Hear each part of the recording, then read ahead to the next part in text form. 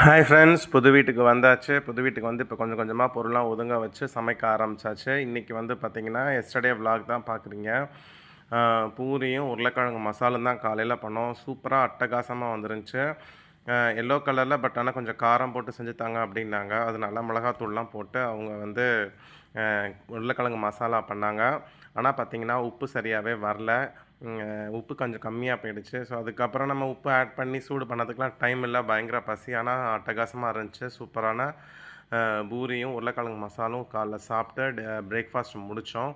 மதியம் வந்து பார்த்திங்கன்னா சாப்பிடவே முடியல. வயிறு ஃபுல்லாக இருந்துச்சு. ஸோ அதனால் டேரெக்டாக டின்னர் போயிடலான்ட்டு டின்னருக்கு சூப்பராக ஃப்ரெஷ்ஷாக அரைச்ச மாவில் குண்டு குண்டு இட்லியும் தக்காளி தொக்கும் தான் ஃப்ரெண்ட்ஸ் ஊற்றோம்.